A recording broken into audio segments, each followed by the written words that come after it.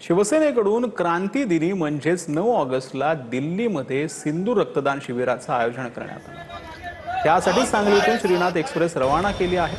1200 पहिलवान हे एक्सप्रेसमधून दिल्लीला रक्तदान शिबिरासाठी जाणार आहे। 9 ऑगस्ट रोजी दिल्लीतील सैन्य दलाच्या कमांड एरियामध्ये देशाचे संरक्षण मंत्री राजनाथ सिंह, उपमुख्यमंत्री एकनाथ शिंदे या रक्तदान शिबिराला उपस्थित राहणार आहेत। मागच्या वर्षी हे सगळे पैलवान जम्मूला जाऊन रक्तदान करून आले होते। वंदनीय बाळासाहेबांचा 80% समाजकारणाचा जो वारसा आहे तो माननीय एकनाथ शिंदे साहेबांच्या नेतृत्वाखाली आम्ही पुढे नेतोय, त्याचं हे मूर्तिमंत उदाहरण आहे।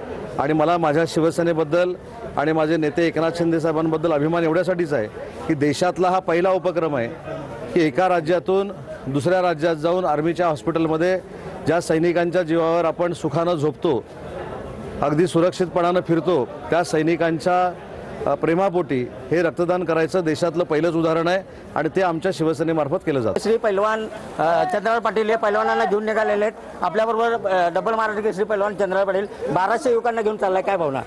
अतिशय समाधान आहे। एकनाथ शिंदे साहेबांच्या नेतृत्वाखाली, उदय सामंत साहेबांच्या मार्गदर्शनाखाली ही यात्रा आज दुसऱ्या वर्षात पदार्पण करते। गेल्या वर्षी यात्रा अतिशय यशस्वी झाली, ह्या वर्षी ती यशस्वी होईल त्याची दखल संरक्षण मंत्री राजनाथ सिंह साहेबांनी घेतलेली आहे। ते स्वतः येत आहेत, एकनाथ शिंदे साहेब स्वतः येत आहेत आणि आपल्या यात्रेला आशीर्वाद देत आहेत, शुभेच्छा देणार आहेत। त्यामुळे खरोखर आज समाधान वाटते। कॅमेरामॅन सुजित सोबत मी शंकर देवकुळे, TV9 मराठी, सांगली।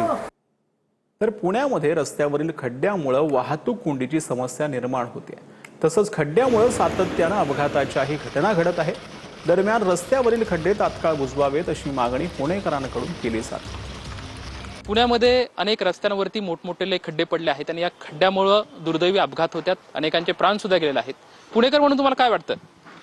अतिशय शोकांतिका आहे की पुणेसारख्या शहरा ठिकाणी अतिशय मोठे मोठे खड्डे असून सुद्धा कुणी प्रशासकीय कुणी लक्ष देत नाही, नगरसेवक लक्ष देत नाही, आमदार लक्ष देत नाही, खासदार लक्ष देत नाही।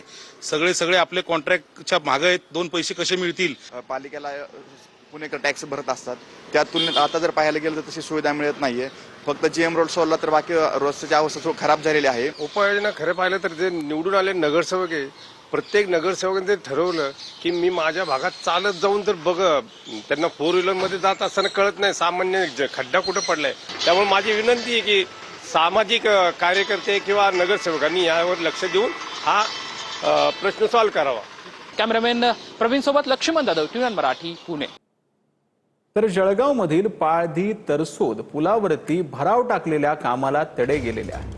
नुकताच या बायपास पुलावरील भराव खचला होता, त्यानंतर मंत्र्यांनीही या पुलाची पाहणी केली। दरम्यान त्याचवेळी डिवायडरच्या मध्ये खड्डा पडल्याचं लक्षात आलं, त्यानंतर ठेकेदारांकडून तो खड्डा बुजवण्यात आला, परंतु त्याच कामालाही तडे गेल्याचं समोर आलेलं आहे।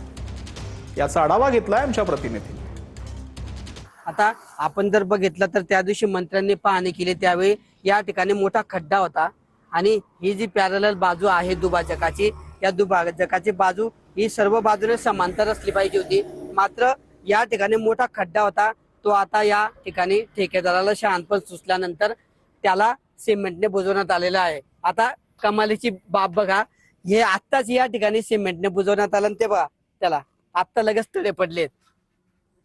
हे बघा, आपण दृश्यांमध्ये बघतोय की याला आता तडे पडलेले, म्हणजे जे एवढी मोठी घटना घडली या ठिकाणी तरी सुद्धा या ठेकेदाराला असेल प्रशासनाला या ठिकाणी शहाणपण या ठिकाणी आलेलं नसल्याचं दिसतं या ठिकाणी। कॅमेरा पर्सन जकी अहमद सोबत किशोर पाटील, TV9 मराठी,